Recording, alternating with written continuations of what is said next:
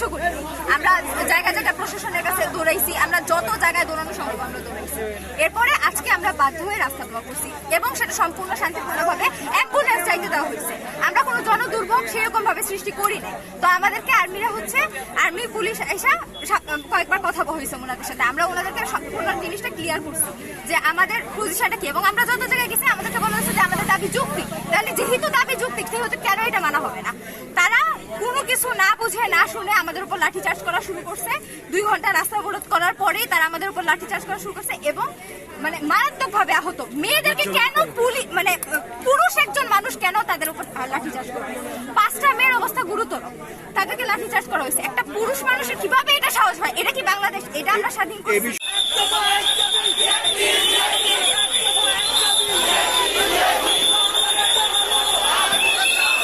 Army যৌথ বাহিনী আমাদের উপরে লাঠিচার্জ করছে। ইভেন তাদের প্রফেশনাল ইথিক্স আছে কিনা আমি জানি না, তারা এই যে গাছের ডাল ভাঙছে, গাছের ঢাল ভাঙে আমাদের পিঠে সবাই বলছে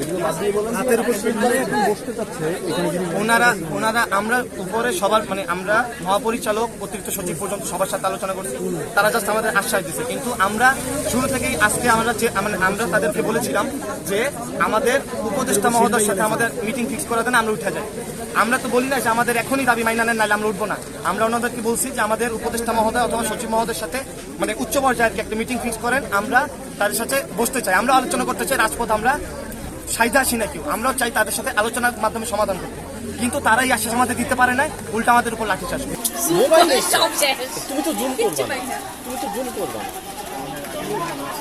আজকের আগে ঘটনা একরকম ছিল, আজকে ঘটনা নতুন রকম। এভাবে সাধারণ শিক্ষার্থী আমরা নিরস্ত্র মানুষ ছিল, আমাদের কারো লাঠি ছোটা ছিল না, আমরা শান্তিপূর্ণভাবে 2 মাস ধরে আন্দোলন করে যাচ্ছি। আমরা এমন কারো কাছে নাই যে যাওয়ার মতো যে যার কাছে গেলে আমরা আমাদের দাবি পাইতে পারি, আমার সকলের কাছে দেওয়া হয়েছে। কিন্তু তারপরে তারা কর্ণপ্রহর করে নাই। মানুষ কখন জনদুর্ভোগ সৃষ্টি করে, কারণ রাষ্ট্রের দায়িত্ব হলো জনদুর্ভোগ তাদের না। কি সিদ্ধান্ত নিবে? এখন আমাদের সিদ্ধান্ত একটাই, আমরা এই রাস্তা ছাড়বো না।